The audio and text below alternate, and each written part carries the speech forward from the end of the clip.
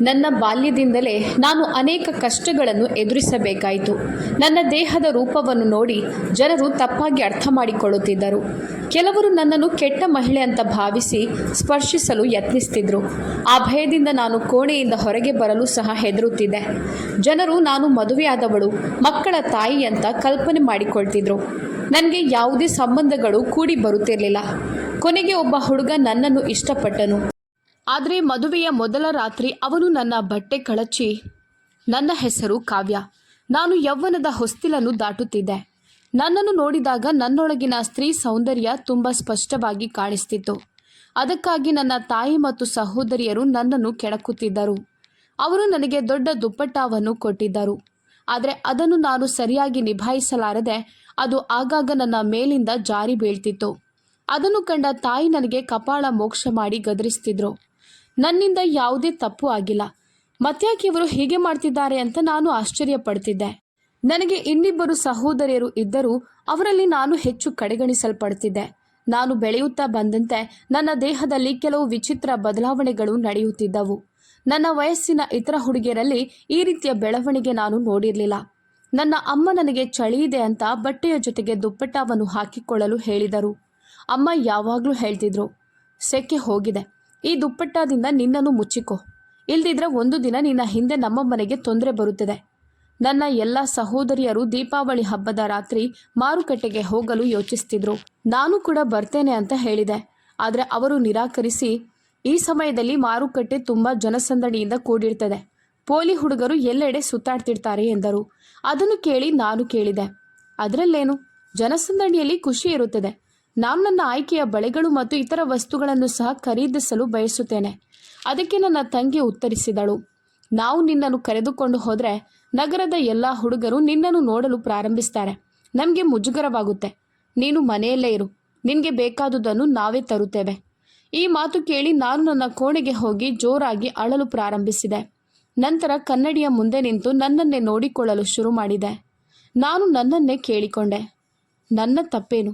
ನಾನು ಹೀಗೆ ಇದ್ದರೆ ಅದರಲ್ಲಿ ನನ್ನ ತಪ್ಪೇನಿದೆ? ನಾನು ಯೋಚಿಸಿದೆ. ಅನೇಕ ಜನರಿಗೆ ಬೇರೆ ಬೇರೆ ಸಮಸ್ಯೆಗಳಿರುತ್ತವೆ. ಕೆಲವರು ಎತ್ತರದಲ್ಲಿ ಕಡಿಮೆ, ಕೆಲವರು ತುಂಬ ಎತ್ತರವಾಗಿರ್ತಾರೆ, ಕೆಲವರು ದಪ್ಪ ದೇಹವನ್ನು ಹೊಂದಿರ್ತಾರೆ, ಇನ್ನು ಕೆಲವರು ತುಂಬ ತೆಳ್ಳಗಿರ್ತಾರೆ. ನನಗೆ ಹೆಚ್ಚು ಸೌಂದರ್ಯವಿದ್ದರೆ ಅದರಲ್ಲಿ ನನ್ನ ತಪ್ಪೇನು? ಆದರೆ ನನ್ನ ತಾಯಿ ಎಂದಿಗೂ ನನ್ನ ಆಸೆಗಳನ್ನು ಪೂರೈಸುತ್ತಿರಲಿಲ್ಲ. ನನಗೆ ಹುಣಸೆ ಹಣ್ಣು ಮತ್ತು ಉಪ್ಪಿನಕಾಯಿ ತಿನ್ನೋದು ತುಂಬ ಇಷ್ಟ. ಆದರೆ ಅವನ್ನು ಕೂಡ ನನ್ನಿಂದ ದೂರವಿಟ್ಟರು. ಅವರು ಯಾವಾಗಲೂ ಹೇಳ್ತಿದ್ರು, ನೀನು ಈಗಾಗಲೇ ಹೀಗಾಗಿದ್ಯಾ, ಸಾಕು, ನೀನು ಹುಳಿ ತಿಂದರೆ ಇನ್ನೂ ದೊಡ್ಡ ಎಮ್ಮೆ ಆಗ್ತೀಯಾ. ನನ್ನ ತಾಯಿಯ ಬಾಯಿಂದ ಈ ಮಾತುಗಳನ್ನು ಕೇಳೋದು ನನಗೆ ಸಹಿಸಲಾಗುತ್ತಿರಲಿಲ್ಲ. ಆದರೆ ನನ್ನ ತಂಗಿಯೊಬ್ಬಳು ನನ್ನನ್ನು ಎಮ್ಮೆ, ಹಸು ಅಂತ ಕರೆದಾಗ ನಾನು ತುಂಬ ಕೋಪಗೊಳ್ಳುತ್ತಿದ್ದೆ. ಒಂದು ದಿನ ನನ್ನ ಸೋದರ ಸಂಬಂಧಿಯೊಬ್ಬಳು ಹೇಳಿದ ಮಾತು ನನಗೆ ತುಂಬ ನೋವಾಯಿತು. ಅವಳು ಹೇಳಿದಳು, ನೀನು ಒಪ್ಪಿದ್ರೆ ಹಾಲು ಪ್ಯಾಕರ್ಗಳು ನಿನ್ನನ್ನು ಎತ್ತಿಕೊಂಡು ಹೋಗ್ತಾರೆ. ಇದನ್ನು ಕೇಳಿ ನಾನು ತುಂಬ ಕೋಪಗೊಂಡು ಅವಳ ಜೊತೆ ಜಗಳವಾಡಲು ಎದ್ದು ನಿಂತೆ. ಅಂದು ನನ್ನ ದುಪ್ಪಟ್ಟ ಕೆಳಗೆ ಬಿದ್ದಿತ್ತು. ನಾವು ಒಬ್ಬ ಸೋದರ ಸಂಬಂಧಿಯ ಮದುವೆಯಲ್ಲಿ ಇದ್ದೆವು. ಅಲ್ಲಿದ್ದ ಎಲ್ಲರೂ ನನ್ನನ್ನು ನೋಡಿ ಆಶ್ಚರ್ಯಚಕಿತರಾದರು. ಜನರು ನನ್ನ ತಾಯಿಯನ್ನು ಪ್ರಶ್ನಿಸಲು ಪ್ರಾರಂಭಿಸಿದರು.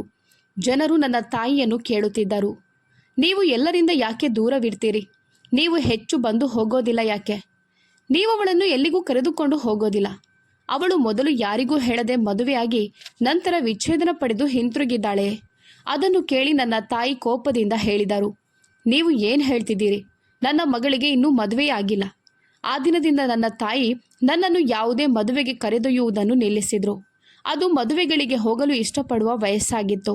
ನನಗೆ ಒಳ್ಳೆಯ ಬಟ್ಟೆಗಳನ್ನು ಧರಿಸಿ ಸಿದ್ಧಳಾಗೋದು, ಎಲ್ಲರನ್ನು ನೋಡೋದು, ಒಟ್ಟಿಗೆ ಕುಳಿತು ತಿನ್ನೋದು, ಕುಡಿಯೋದು ತುಂಬ ಇಷ್ಟ ಆಗ್ತಿತ್ತು. ಆದರೆ ತಾಯಿ ನನ್ನನ್ನು ಎಲ್ಲಿಗೂ ಕರೆದೊಯ್ಯದೆ ಬಿಟ್ಟರು. ಕ್ರಮೇಣ ನಾನು ದೊಡ್ಡವಳಾಗುತ್ತಾ ಹೋದಂತೆ ಮದುವೆಗಳಿಗೆ ಹೋಗಬೇಕೆಂಬ ಆಸೆ ಇನ್ನೂ ಹೆಚ್ಚಾಗುತ್ತಿತ್ತು. ಆದರೆ ನನ್ನ ತಾಯಿಯ ಚಿಂತೆಗಳು ಮತ್ತು ನಿಯಂತ್ರಣಗಳು ನನ್ನ ಸಮಸ್ಯೆಗಳನ್ನು ಹೆಚ್ಚಿಸುತ್ತಿದ್ದವು. ಅವರು ನನಗಾಗಿ ಪ್ರತಿ 4 ತಿಂಗಳಿಗೊಮ್ಮೆ ಹೊಸ ಬಟ್ಟೆಗಳನ್ನು ಮಾಡಿಸಬೇಕಾಗ್ತಿತ್ತು. ನನ್ನ ದೇಹದ ಬದಲಾವಣೆಯಿಂದ ಬಟ್ಟೆಗಳು ಬೇಗ ಬಿಗಿಯಾಗುತ್ತಿದ್ದವು. ಅದಕ್ಕಾಗಿ ಅವರು ಬಟ್ಟೆ ಹೊಲಿಸುವಾಗ ಹೆಚ್ಚುವರಿ ಬಟ್ಟೆಯನ್ನು ಇಟ್ಟುಕೊಳ್ಳುತ್ತಿದ್ದರು. ಬಟ್ಟೆ ಬಿಗಿಯಾದರೆ ಹೊಲಿಗೆಯನ್ನು ತೆರೆದು ದೊಡ್ಡದಾಗಿಸ್ತಿದ್ರು. ನನಗೆ ಒಬ್ಬಳು ಒಳ್ಳೆಯ ಸ್ನೇಹಿತೆ ಇದ್ದಳು. ಅವಳ ಸಹೋದರ ವಿದೇಶದಲ್ಲಿದ್ದನು. ನಾನು ನನ್ನ ಸಮಸ್ಯೆಯನ್ನು ಆಕೆಗೆ ಹಂಚಿಕೊಂಡೆ. ಆಗ ಅವಳು ಹೇಳಿದಳು, ಈ ಸಮಸ್ಯೆಯನ್ನು ಕಡಿಮೆ ಮಾಡುವ ಔಷಧಿ ಇದೆ. ನೀನು ಆ ಮಾತ್ರೆಗಳನ್ನು ತೆಗೆದುಕೊಂಡ್ರೆ ನಿನ್ನ ಸ್ತ್ರೀ ಸೌಂದರ್ಯ ಕಡಿಮೆಯಾಗುತ್ತದೆ ಮತ್ತು ನೀನು ಸಾಮಾನ್ಯ ಹುಡುಗಿಯರಂತೆ ಆಗುತ್ತೀಯ. ಆ ಮಾತು ಕೇಳಿದ ನಂತರ ನಾನು ಸಾಮಾನ್ಯಳಲ್ಲ ಎಂಬ ಕಲ್ಪನೆ ನನ್ನ ಮನಸ್ಸಿನಲ್ಲಿ ಬೇರೂರಿತು. ನಾನು ಆಕೆಯನ್ನು ಕೇಳಿದೆ, ಹೇಗಾದರೂ ನೀನು ನನಗೆ ಆ ಔಷಧಿಗಳನ್ನು ತರಿಸಿಕೊಡು, ನಾನು ನಿನಗೆ ಹಣ ಕೊಡುತ್ತೇನೆ. ಅವಳು ಹೇಳಿದ್ಲು, ಹಣದ ಮಾತು ಬೇಡ, ನಾನು ನನ್ನ ಸಹೋದರನಿಗೆ ಹೇಳುತ್ತೇನೆ. ನಾನು ಆತಂಕದಿಂದ ಕೇಳಿದೆ, ನಿನ್ನ ಸಹೋದರ ಪ್ರಶ್ನಿಸೋದಿಲ್ವಾ? ಅದಕ್ಕೆ ಅವಳು ಉತ್ತರಿಸಿದಳು, ನಾನವನಿಗೆ ಇದು ನನ್ನ ಸ್ನೇಹಿತೆಗೆ ಬೇಕು ಅಂತ ಹೇಳುತ್ತೇನೆ. ಆದರೆ ನನಗೆ ತುಂಬ ಮುಜುಗರವಾಯಿತು. ಯಾಕಂದರೆ ಅವಳು ತನ್ನ ಸಹೋದರನಿಗೆ ಹೇಳುವ ಕ್ಷಣದಲ್ಲೇ ಈ ಔಷಧಿ ನನಗೋಸ್ಕರ ಮಾತ್ರ ಆರ್ಡರ್ ಆಗ್ತಿದೆ ಎಂಬುದು ಅವನಿಗೆ ಸ್ಪಷ್ಟವಾಗುತ್ತದೆ ಅಂತ ನಾನು ಭಯಪಟ್ಟೆ. ನಾನು ಅವರ ಮನೆಗೆ ಆಗಾಗ ಹೋಗ್ತಿದ್ದೆ. ಬಾಲ್ಯದಿಂದಲೂ ಎಲ್ಲರ ದೃಷ್ಟಿಯಲ್ಲಿದ್ದೆ. ಯಾಕಂದರೆ ನನ್ನ ಅಸ್ತಿತ್ವವೇ ಬೇರೆ ರೀತಿಯದ್ದಾಗಿತ್ತು. ಆ ರಾತ್ರಿ ನಾನು ನಿರಂತರವಾಗಿ ಅಳುತ್ತಿದ್ದೆ. ನನ್ನ ತಾಯಿಯ ಸ್ಥಾನದಲ್ಲಿ ನನಗೆ 4 ಅಕ್ಕಂದಿರು ಇದ್ದರು. ಆದರೆ ಅವರು ಎಂದಿಗೂ ನನಗೆ ಒಳ್ಳೆಯದಾಗಿ ಮಾತಾಡಲಿಲ್ಲ. ನನ್ನ ಒಬ್ಬ ಸಹೋದರಿ ನಿಶ್ಚಿತಾರ್ಥ ಮಾಡಿಕೊಂಡಿದ್ದಳು. ಇನ್ನಿಬ್ಬರು ಸಹೋದರಿಯರು ಮದುವೆಯಾಗಿದ್ದರು. ಮನೆಗೆ ಮದುವೆ ಪ್ರಸ್ತಾಪಗಳು ಬರಲು ಪ್ರಾರಂಭಿಸಿದವು. ಆದರೆ ನನ್ನ ಒಬ್ಬ ಸಹೋದರಿ ಮದುವೆಯಾಗಲು ಇಷ್ಟಪಡುವುದಿಲ್ಲವೆಂಬಂತೆ ವರ್ತಿಸ್ತಿದ್ಲು. ಅವಳು ಓದುತ್ತಿದ್ದಳು. ಅವಳು ಹೇಳಿದಳು, ನಾನು ನನ್ನ ಪದವಿ ಮುಗಿಸಿದ ನಂತರ ಮದುವೆಯಾಗುತ್ತೇನೆ. ಆದರೆ ಕಾವ್ಯಾಳನ್ನು ನೀವು ಮದುವೆ ಮಾಡಿಸಬೇಕು. ಹೇಗಾದರೂ ಅವಳ ಇಂದಿನ ಪರಿಸ್ಥಿತಿಯನ್ನು ನೋಡಿದರೆ ಅವಳು ಮದುವೆ ಆಗೋದೇ ಉತ್ತಮ. ಅವಳಿಗೆ ಸೂಕ್ತವಾದ ವರನನ್ನು ಹುಡುಕಲು ಬಹಳ ಸಮಯ ತೆಗೆದುಕೊಳ್ಬೋದು. ಅದನ್ನು ಕೇಳಿ ನನ್ನ ತಾಯಿ ಹೇಳಿದರು, ಹೌದು, ನೀನು ಹೇಳಿದ್ದು ಸರಿ. ಆ ಸಮಯದಲ್ಲಿ ನಾನು ಅಮ್ಮನಿಗೆ ಹೇಳಿದೆ, ಅಮ್ಮ, ನನಗೆ ಮದುವೆ ಆಗಲು ಇಷ್ಟವಿಲ್ಲ. ಅದಕ್ಕೆ ಅಮ್ಮ ತೀಕ್ಷ್ಣ ಸ್ವರದಲ್ಲಿ ಹೇಳಿದರು, ಹಾಗಾದರೆ ನೀನು ಓದಲು ಬಯಸ್ತೀಯಾ? ನಿನ್ನಿಂದಾಗಿ ನಾವು ಈಗಾಗಲೇ ಕಾಲೇಜಿನಲ್ಲಿ ಅನೇಕ ಮಾತುಗಳನ್ನು ಕೇಳ್ತಿದ್ದೇವೆ. ಈಗ ನಿನ್ನನ್ನು ಕೆಲಸಕ್ಕೆ ಕಳುಹಿಸಬೇಕೆಂದು ಬಯಸ್ತೀಯಾ? ಹೀಗಾದರೆ ಇಡೀ ಸಮಾಜ ನಿನ್ನನ್ನು ನೋಡಿ ನಗುತ್ತದೆ. ನಮ್ಮ ಕುಟುಂಬ ಎಲ್ಲೆಡೆ ಅಪಖ್ಯಾತಿ ಹೊಂದುತ್ತದೆ. ನಾನು ಅಳುತ್ತಾ ಹೇಳಿದೆ, ಅಮ್ಮ, ನಾನು ತುಂಬ ಕೆಟ್ಟವಳಾಗಿದ್ದರೆ ನೀನು ನನ್ನನ್ನು ಯಾಕೆ ಜೀವಂತವಾಗಿಟ್ಟಿದ್ದೀಯಾ? ಹೀಗೆ ಹೇಳುತ್ತಾ ನಾನು ಜೋರಾಗಿ ಅಳಲು ಪ್ರಾರಂಭಿಸಿದೆ. ಅದಕ್ಕೆ ತಾಯಿ ಕೋಪದಿಂದ ಹೇಳಿದರು, ಹೆಚ್ಚು ನಾಟಕ ಬೇಡ. ಭಾನುವಾರ ಸಿದ್ಧಳಾಗು. ನಿನ್ನ ದೇಹ ಹೆಚ್ಚು ಗೋಚರಿಸದಂತೆ ಕಪ್ಪು ಬಟ್ಟೆಗಳನ್ನು ಧರಿಸು. ಹುಡುಗನ ಕುಟುಂಬ ಬರ್ತಿದೆ. ಅವರು ನಿನ್ನನ್ನು ಇಷ್ಟಪಟ್ಟರೆ ನಾನು ನಿನ್ನ ಮದುವೆಯನ್ನು ಮಾಡಿಸುತ್ತೇನೆ. ನಂತರ ನೀನು ಹೋಗು. ನಿನ್ನ ಭವಿಷ್ಯದ ಜೀವನ ನಮಗೆ ಮುಖ್ಯವಲ್ಲ.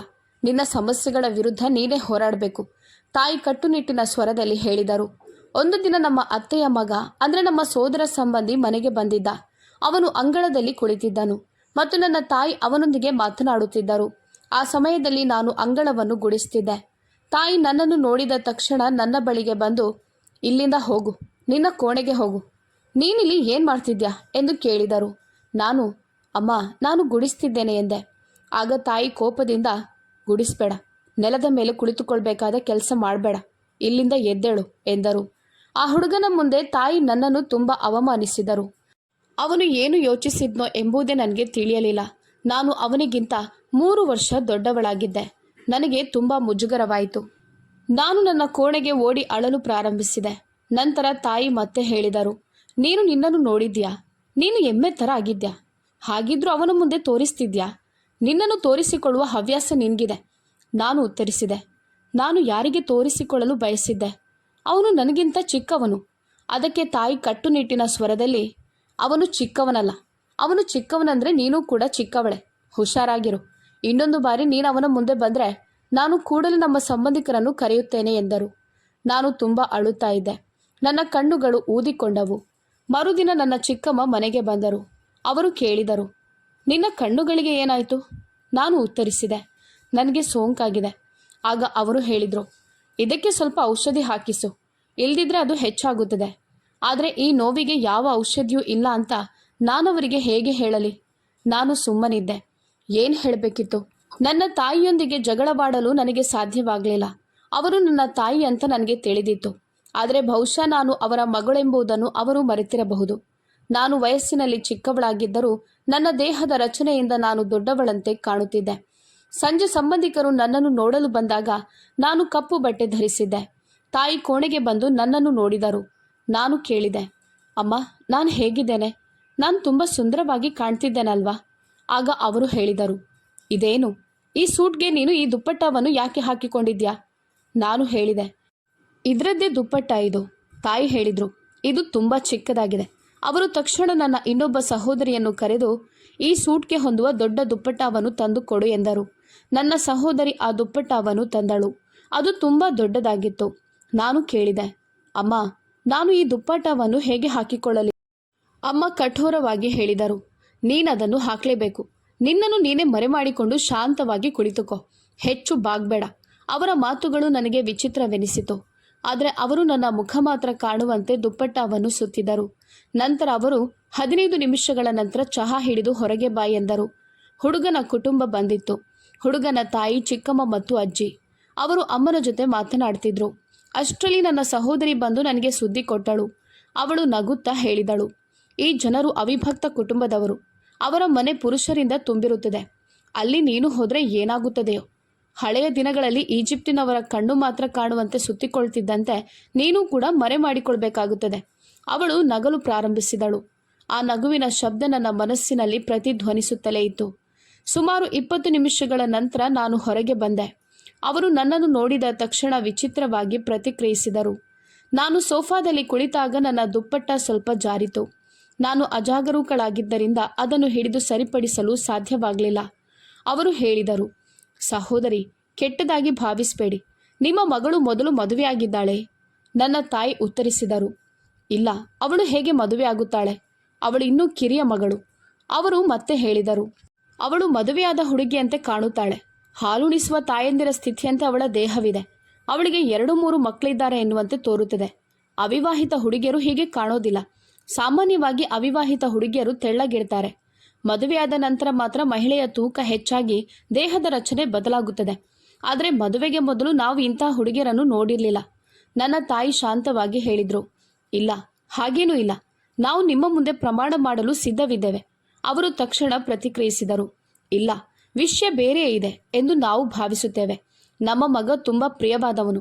ಇಂದಿನ ಜನರು ಒಳ್ಳೆಯ ಹುಡುಗಿಯರ ಬಗ್ಗೆ ಹೆಚ್ಚು ಪ್ರಶ್ನಿಸ್ತಾರೆ. ನಾವು ನಿಮ್ಮ ಮಗಳನ್ನು ಮದುವೆಯಾದರೆ ಜೀವನದುದ್ದಕ್ಕೂ ಜನರ ಪ್ರಶ್ನೆಗಳಿಗೆ ಉತ್ತರಿಸಬೇಕಾಗುತ್ತದೆ. ಕ್ಷಮಿಸಿ, ನಮ್ಮ ಸಮಾಜದಲ್ಲಿ ಸಾಮಾನ್ಯವಾಗಿ ಪ್ರಪೋಸಲ್ ಅನ್ನು ನೇರವಾಗಿ ತಿರಸ್ಕರಿಸುವುದು ತುಂಬ ಕಡಿಮೆ. ಜನರು ಸಾಮಾನ್ಯವಾಗಿ ಹೇಳ್ತಾರೆ, ನಾವು ಯೋಚಿಸಿ ನಂತರ ಕರೆ ಮಾಡುತ್ತೇವೆ ಅಂತ. ನಂತರವೇ ಫೋನ್ ಮೂಲಕ ನಮಗೆ ನಿಮ್ಮ ಮಗಳು ಇಷ್ಟವಾಗಲಿಲ್ಲ ಅಂತ ತಿಳಿಸ್ತಾರೆ. ಆದರೆ ಈ ಬಾರಿ ಅವರು ಮುಖಾಮುಖಿಯಾಗಿರುವಾಗಲೇ ನಿರಾಕರಿಸಿದರು. ಅದು ತುಂಬ ಕಟುವಾಗಿ. ಅವರು ಹೊರಟ ತಕ್ಷಣ ನನ್ನ ತಾಯಿ ನನ್ನ ಮೇಲೆ ಕೋಪಗೊಂಡು ಹೊಡೆಯಲು ಪ್ರಾರಂಭಿಸಿದರು. ನಿನ್ನ ಅನೇಕ ಪ್ರಪೋಸಲ್ಗಳು ಈಗಾಗಲೇ ತಿರಸ್ಕರಿಸಲ್ಪಟ್ಟಿವೆ. ಆದರೆ ಈ ಬಾರಿ ನಾನು ನೇರವಾಗಿ ಕೇಳಬೇಕಾದಂಥ ಮಾತುಗಳನ್ನು ಕೇಳಬೇಕಾಯಿತು. ನನ್ನ ಜೀವನದಲ್ಲೇ ನಾನು ಇಂತಹ ಅವಮಾನವನ್ನು ಎದುರಿಸಿರಲಿಲ್ಲ. ನಾನು ಒಳ್ಳೆಯ ಮಹಿಳೆ. ನನ್ನ ಇಡೀ ಜೀವನವನ್ನು ಒಳ್ಳೆಯ ಹೆಂಡತಿಯಾಗಿ, ಒಳ್ಳೆಯ ತಾಯಿಯಾಗಿ ಕಳೆದಿದ್ದೇನೆ. ಆದರೆ ನಿನ್ನ ಕಾರಣದಿಂದಾಗಿ ನಾನು ಹಿಂದೆಂದೂ ಕೇಳದಂಥ ಮಾತುಗಳನ್ನು ಕೇಳಬೇಕಾಯಿತು ಎಂದು ಅವರು ಕೋಪದಿಂದ ಹೇಳಿದರು. ನಾನು ಆ 2 ದಿನಗಳ ಕಾಲ ಏನೂ ತಿನ್ನಲಿಲ್ಲ. ಆದರೆ ಯಾರೂ ನನ್ನ ಬಗ್ಗೆ ವಿಚಾರಿಸಲಿಲ್ಲ. ಅದೇ ಸಮಯದಲ್ಲಿ ನನ್ನ ಸ್ನೇಹಿತೆ ನನ್ನನ್ನು ಭೇಟಿಯಾಗಲು ಬಂದು ರಹಸ್ಯವಾಗಿ ಆ ಔಷಧಿಗಳನ್ನು ಕೊಟ್ಟಳು. ಅವಳು ಹೇಳಿದಳು, ಇಗೋ ನಿನ್ನ ಔಷಧಿಗಳು ಬಂದಿವೆ. ನಾನು ತಕ್ಷಣ ನನಗೆ ಕೊಡು ಅಂತ ಕೇಳಿದೆ. ಸುತ್ತಮುತ್ತ ಯಾರೂ ಇಲ್ಲವೆಂದು ಖಚಿತಪಡಿಸಿಕೊಂಡು ಒಮ್ಮೆಯೇ 3 ಮಾತ್ರೆಗಳನ್ನು ತಿಂದೆ. ನನ್ನ ಸ್ನೇಹಿತೆ ಬೆಚ್ಚು ಬಿದ್ದು, ನಿನಗೆ ಹುಚ್ಚು ಹಿಡಿದಿದ್ಯಾ? ನಿನ್ನ ಆರೋಗ್ಯ ಹಾಳಾಗುತ್ತದೆ ಅಂತ ಹೇಳಿದ್ಲು. ನಾನು ಶಾಂತವಾಗಿ ಹೇಳಿದೆ, ಇನ್ನೂ ಏನೂ ಹಾಳಾಗೋಕ್ಕಿದೆ. ನಾನು ಬೇಗ ಗುಣಮುಖಳಾಗಲು ಬಯಸುತ್ತೇನೆ. ಅವಳು, ಇದು ಯಾವ ಕಾಯಿಲೆಯೂ ಅಲ್ಲ ಅಂತ ತಿಳಿಸಿದ್ಲು. ನಾನು ಉತ್ತರಿಸಿದೆ, ಹೌದು, ಇದು ಕಾಯಿಲೆಯಲ್ಲ. ಆದರೆ ಇದು ನನ್ನ ಜೀವನದ ದೊಡ್ಡ ಸಮಸ್ಯೆ. ನನಗೆ ತೊಂದರೆ ಉಂಟು ಮಾಡುತ್ತಿರುವ ವಿಷಯ. ನಿನಗೆ ಅದು ಅರ್ಥ ಆಗೋದಿಲ್ಲ. ಆದರೆ ನೀನು ನನಗೆ ಸಹಾಯ ಮಾಡಿದ್ದಕ್ಕಾಗಿ ನಾನು ನಿನಗೆ ತುಂಬ ಕೃತಜ್ಞಳಾಗಿದ್ದೇನೆ. ನನ್ನ ಕಿವಿಯಲ್ಲಿ ಸಣ್ಣ ಚಿನ್ನದ ಕಿವಿಯೋಲೆಗಳಿದ್ದವು. ನಾನು ಅವುಗಳನ್ನು ತೆಗೆದು ನನ್ನ ಸ್ನೇಹಿತೆಗೆ ನೀಡಲು ಯತ್ನಿಸಿದೆ. ಯಾಕಂದರೆ ನಾನು ಅವಳ ಕೃಪೆಯನ್ನು ನನ್ನ ಮೇಲೆ ಬಾಧಕವಾಗಲು ಬಯಸಲಿಲ್ಲ. ಆದರೆ ಅವಳು ತಕ್ಷಣ, ನಿನ್ಗೇನು ಹುಚ್ಚಿದ್ಯಾ? ನನಗೆ ಏನೂ ಬೇಡ, ನಿನ್ನನ್ನು ನೀನೇ ನೋಡಿಕೊ ಎಂದು ಹೇಳಿದಳು. ಸ್ವಲ್ಪ ಹೊತ್ತಿನ ಬಳಿಕ ಅವಳು ಹೊರಟು ಹೋದಳು. ಅವಳ ಮುಂದೆ ನಾನು ಒಮ್ಮೆ ಕೆಲವು ಮಾತ್ರೆಗಳನ್ನು ನುಂಗಿದ್ದೆ. ರಾತ್ರಿ ಮತ್ತೆ ನಾನು ಮಾತ್ರೆಗಳನ್ನು ತೆಗೆದುಕೊಂಡೆ. ಆ 2 ದಿನಗಳಿಂದ ನಾನು ಆಹಾರವೇ ತಿಂದಿರಲಿಲ್ಲ. ಹೊರಗೆ ಬಂದಾಗ ನನ್ನ ಆರೋಗ್ಯ ತುಂಬ ಹದಗೆಟ್ಟು ನಾನು ಪ್ರಜ್ಞೆ ತಪ್ಪಿ ನೆಲಕ್ಕುರುಳಿದೆ. ಪ್ರಜ್ಞೆ ಬಂದಾಗ ನಾನು ನನ್ನ ಕೋಣೆಯಲ್ಲಿದ್ದೆ. ನಾನು ಆಹಾರ ಸೇವಿಸದ ಕಾರಣವೇ ನಾನು ಮೂರ್ಛೆ ಹೋಗಿದ್ದೇನೆ ಎಂಬುದು ನನಗೆ ಅರ್ಥವಾಯಿತು. ಆ ಕ್ಷಣದಲ್ಲಿ ಕನಿಷ್ಠ ಈಗಲಾದರೂ ನನ್ನ ಕುಟುಂಬದವರು ನನ್ನ ಮೇಲೆ ಸ್ವಲ್ಪ ಕರುಣೆ ತೋರಬಹುದು ಅಂತ ನಾನು ಭಾವಿಸಿದೆ. ನನ್ನ ಆರೋಗ್ಯ ಬಹಳ ಹದಗೆಟ್ಟಿತ್ತು. ನಾನು ಮತ್ತೆ ಪ್ರಜ್ಞಾಹೀನಳಾಗುವಂತೆ ಅನ್ನಿಸ್ತಿತ್ತು. ಆದರೆ ನನ್ನ ತಾಯಿ ಕೋಣೆಗೆ ಬಂದ ತಕ್ಷಣ ಕರುಣೆಯ ಬದಲು ಅವರು ನನ್ನ ಮೇಲೆ ತುಂಬ ಕೋಪಗೊಂಡರು. ನಾನು ಆಘಾತಗೊಂಡೆ. ಹಾಸಿಗೆಯ ಮೇಲೆ ಮಲಗಿದ್ದ ನನ್ನ ಸ್ಥಿತಿ ಇನ್ನೂ ಕೆಟ್ಟದಾಗಿತ್ತು. ತಾಯಿ ಕೋಪದಿಂದ ಕೂಗಿದರು. ನಾಚಿಕೆ ಆಗ್ತಿಲ್ವಾ ನಿನಗೆ? ನೀನು ವಿದೇಶದಿಂದ ಯಾವ ಈ ಮಾತ್ರೆಗಳನ್ನು ಆರ್ಡರ್ ಮಾಡಿದ್ಯಾ? ಇವು ಯಾವ ರೀತಿಯ ಮಾತ್ರೆಗಳು? ಇವುಗಳ ಕಾರಣಕ್ಕೆ ನೀನು ಹೀಗಾಗಿದ್ಯಾ? ಇದರರ್ಥ ನಿನ್ನ ಉದ್ದೇಶಗಳೇ ಬೇರೆ. ನೀನು ಉದ್ದೇಶಪೂರ್ವಕವಾಗಿ ಎಲ್ರಿಗೂ ನಿನ್ನ ದೇಹದಲ್ಲಿ ಬಹಳ ಬದಲಾವಣೆಗಳಿವೆ ಅಂತ ತೋರಿಸ್ತಿದ್ಯಾ. ನಿನಗೆ ನಾಚಿಕೆ ಆಗ್ತಿಲ್ವಾ? ನಾನು ನಿನ್ನಿಂದ ಇದನ್ನು ನಿರೀಕ್ಷಿಸಿರಲಿಲ್ಲ. ಅವರ ಮಾತುಗಳನ್ನು ಕೇಳಿ ನಾನು ಮಾತೇ ಆಡಲಿಲ್ಲ. ನನ್ನ ಕಣ್ಣುಗಳನ್ನು ತಾಯಿಯತ್ತ ಎತ್ತಿ ನೋಡಲಿಲ್ಲ. ಸುಮ್ಮನೆ ಮೌನವಾಗಿ ಹಾಸಿಗೆಯಲ್ಲೇ ಮಲಗಿದ್ದೆ.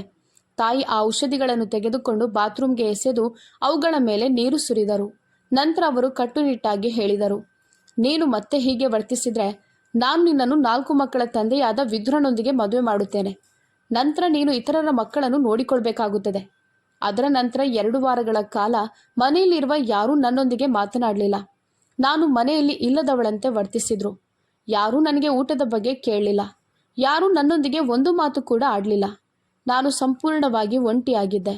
ನನಗೆ ನಾನು ಹುಚ್ಚಳಾಗುತ್ತಿದ್ದೇನೆ ಎಂಬ ಭಾವನೆ ಉಂಟಾಯಿತು. ಅದೇ ಸಮಯದಲ್ಲಿ ನನಗೆ ಮತ್ತೊಂದು ಪ್ರಪೋಸಲ್ ಬಂದಿತ್ತು. ಆ ಹುಡುಗನ ತಾಯಿ ನನ್ನನ್ನು ನೋಡಲು ಬಂದರು. ಆದರೆ ಅವರು ಕುರುಡಿಯಾಗಿದ್ದರು. ಅವರ ಜೊತೆ ಅವರ ಹಿರಿಯ ಸೊಸೆಯೂ ಇದ್ದಳು. ಸೊಸೆ ನನ್ನನ್ನು ನೋಡಿ ಹೇಳಿದಳು, ಹುಡುಗಿ ಚೆನ್ನಾಗಿದ್ದಾಳೆ, ನನಗೆ ಇಷ್ಟ ಆದ್ಲು. ನಾನು ಮೌನವಾಗಿಯೇ ಕುಳಿತಿದ್ದೆ. ಯಾರೊಂದಿಗೂ ಮಾತನಾಡಲಿಲ್ಲ. ನನ್ನನ್ನು ದುಪ್ಪಟ್ಟಾದಲ್ಲಿ ಮರೆ ಮಾಡಿಕೊಂಡೆ. ನನ್ನ ಸಹೋದರಿಯರು ನನ್ನ ಮೇಲೆ ನಗಲು ಪ್ರಾರಂಭಿಸಿದರು. ಒಬ್ಬಳು ಹೇಳಿದಳು, ನಿನ್ನ ಅತ್ತೆಗೆ ಕಣ್ಣುಗಳಿದ್ರೆ ಅವಳು ನಿನ್ನನ್ನೇ ಯಾಕೆ ಓಕೆ ಅನ್ನುತ್ತಿರಲಿಲ್ಲ? ಅವಳ ಜೊತೆ ಬಂದ ಹುಡುಗಿ ತುಂಬ ಚಿಕ್ಕವಳಾಗಿದ್ದರಿಂದ ನಿನ್ನ ಸ್ಥಿತಿ ಅವಳಿಗೆ ಹೇಗೆ ತಿಳಿಯುತ್ತದೆ? ನಾನು ಯಾವುದಕ್ಕೂ ಉತ್ತರಿಸಲಿಲ್ಲ. ನನ್ನ ಮುಂದೆ ಇನ್ನೊಂದು ಯುದ್ಧ ಬಾಕಿ ಇದೆ ಎಂಬುದು ನನಗೆ ಗೊತ್ತಿತ್ತು. ಆದ್ದರಿಂದ ನಾನು ನನ್ನ ಪರವಾಗಿ ಹೋರಾಡುವುದನ್ನು ನಿಲ್ಲಿಸಿದ್ದೆ. ನನ್ನ ಗಂಡನಾಗುವವನು ಕೂಡ ನನಗೆ ಕೆಲವು ವಿಷಯಗಳನ್ನು ಹೇಳಬೇಕಾಗಿತ್ತು. ಉದಾಹರಣೆಗೆ, ನೀನು ಮೊದಲು ಮದುವೆ ಆಗಿದ್ಯಾ ಅಥವಾ ನೀನು ಮಕ್ಕಳಿಗೆ ಹಾಲುಣಿಸ್ತಿದ್ಯಾ? ನಿನಗೆ ಈಗಾಗಲೇ ಮಕ್ಕಳಿದ್ದಾರೆ ಎಂಬ ಪ್ರಶ್ನೆಗಳು. ಇಂತಹ ಮಾತುಗಳನ್ನು ಕೇಳಲು ನಾನು ಮನಸ್ಸನ್ನು ಹಚ್ಚಿಕೊಂಡಿದ್ದೆ. ಮದುವೆಯ ಸಿದ್ಧತೆಗಳು ನಡೆಯುತ್ತಿದ್ದವು. ನನಗಾಗಿ ಬಟ್ಟೆಗಳನ್ನು ಸಿದ್ಧಪಡಿಸಲಾಗ್ತಿತ್ತು. ನನ್ನ ಅತ್ತೆ ತುಂಬ ಒಳ್ಳೆಯವರು. ಅವರು ನನ್ನೊಂದಿಗೆ ತುಂಬ ಪ್ರೀತಿಯಿಂದ ಮಾತನಾಡುತ್ತಿದ್ದರು. ಅವರು ಹೇಳಿದರು, ಈ ಬಟ್ಟೆಗಳನ್ನು ಒಮ್ಮೆ ಧರಿಸಿ ನೋಡು. ನಾನು ಬಟ್ಟೆಗಳನ್ನು ಧರಿಸಿದಾಗ ನನ್ನ ತಂಗಿ ಹೇಳಿದಳು, ಈಗ ಇವು ಸರಿಯಾಗಿ ಹೊಂದಿಕೊಂಡಿವೆ, ಆದರೆ ಮುಂದೆ ಸಡಿಲಗೊಳಿಸಬೇಕಾಗುತ್ತದೆ. ಬಹುಶಃ 1 ವಾರದ ನಂತರ ಅವು ಸಡಿಲವಾಗುತ್ತವೆ. ಅದನ್ನು ಕೇಳಿದ ನನ್ನ ಅತ್ತೆ ಸ್ವಲ್ಪ ಕೋಪಗೊಂಡರು. ಅವರು ಹೇಳಿದರು, ನೀನು ಯಾಕೆ ಹೀಗೆ ಹೇಳ್ತಿದ್ಯಾ? ತಮಾಷೆ ಮಾಡ್ತಿದ್ಯೋ ಏನೋ? ವಧುವಿನ ಜೊತೆ ತಮಾಷೆ ಮಾಡಬಾರ್ದು. ವಧುವಿನ ಮೇಲೆ ದೇವರ ದೊಡ್ಡ ಅನುಗ್ರಹ ಇರುತ್ತದೆ. ಅವಳು ಮದುವೆ ಆಗ್ತಿದ್ದಾಳೆ. ಅವಳು ತನ್ನ ಹೊಸ ಮನೆಗೆ ಕಾಲಿಟ್ಟಾಗ ಅವಳ ಹೃದಯದಿಂದ ಬಂದ ಯಾವುದೇ ಪ್ರಾರ್ಥನೆ ದೇವರು ಈಡೇರಿಸ್ತಾನೆ. ಆದ್ದರಿಂದ ಅವಳ ಹೃದಯವನ್ನು ನೋಯಿಸಬೇಡ. ನಾನು ನನ್ನ ಅತ್ತೆಯತ್ತ ಆಶ್ಚರ್ಯದಿಂದ ನೋಡಿದೆ. ನನ್ನ ತಂಗಿಯ ಮುಖವು ಅವಮಾನದಿಂದ ಬದಲಾಯಿತು. ಮೊದಲ ಬಾರಿಗೆ ಯಾರೂ ನನ್ನ ಪರವಾಗಿ ನಿಂತಂತೆ ನನಗೆ ಅನ್ನಿಸ್ತು. ಆದರೆ ಅದೇ ಸಮಯದಲ್ಲಿ ನನಗೆ ನೆನಪಾಯಿತು, ಅವರು ಕುರುಡಿ ಎಂದು. ಅವರು ನನ್ನನ್ನು ನೋಡಿದ್ದರೆ ಬಹುಶಃ ಎಂದಿಗೂ ನನ್ನ ಪರವಾಗಿ ನಿಲ್ಲುತ್ತಿರಲಿಲ್ವೇನೋ. ನಾನು ನನ್ನ ಗಂಡನ ಫೋಟೋವನ್ನು ನೋಡಿದ್ದೆ. ಅವರು ನನಗೆ ತುಂಬ ಒರಟಾಗಿ ಕಾಣಿಸಿದರು. ಆ ಕ್ಷಣದಿಂದ ನನಗೆ ಭಯವಾಯಿತು. ನನ್ನ ಅತ್ತೆ ಹೇಳಿದಂತೆ ಅವರಿಗೆ ಒಬ್ಬನೇ ಮಗ. ಅವನು ತುಂಬ ಭಾವನಾತ್ಮಕ ಮತ್ತು ಬೇಗನೆ ಕೋಪಗೊಳ್ಳುವವನು. ಆದ್ದರಿಂದಲೇ ಅವನಿಗೆ ಒಳ್ಳೆಯ ತಾಳ್ಮೆಯ ಹುಡುಗಿ ಬೇಕು ಎಂದುಕೊಂಡಿದ್ದರು. ಮದುವೆ ಮುಗಿದು ನಾನು ಹೊರಡುವ ಸಮಯದಲ್ಲಿ ಸಂಪೂರ್ಣ ಮೌನವಾಗಿದ್ದೆ. ನಾನು ಜೀವಂತ ಶವದಂತೆ ಭಾಸವಾಯಿತು. ನನ್ನ ಕೋಣೆಯಲ್ಲಿ ಕುಳಿತಿದ್ದೆ. ಅದು ನನ್ನ ಮೊದಲ ರಾತ್ರಿ. ನನ್ನ ಗಂಡ ಬರಲಿದ್ದಾರೆ. ಅವರು ನನ್ನನ್ನು ನೋಡಿ ಅಸಂಬದ್ಧ ಮಾತುಗಳನ್ನು ಆಡುತ್ತಾರೆ ಎಂದು ಭಾವಿಸಿದ್ದೆ. ಆದರೆ ನಾನು ಎಲ್ಲವನ್ನೂ ಸಹಿಸಬೇಕೆಂದು, ಜೀವನವಿಡೀ ಮೌನವಾಗಿ ಇರಬೇಕೆಂದು ನಿರ್ಧರಿಸಿದ್ದೆ. ನನ್ನ ಗಂಡ ಕೋಣೆಗೆ ಕಾಲಿಟ್ಟ ತಕ್ಷಣ ನಾನು ಭಯಗೊಂಡೆ. ಅವರು ತನ್ನ ಶೇರ್ವಾನಿಯನ್ನು ತೆಗೆದು ಪಕ್ಕಕ್ಕಿಟ್ಟು ಕೇವಲ ಶರ್ಟ್ನಲ್ಲಿದ್ದರು.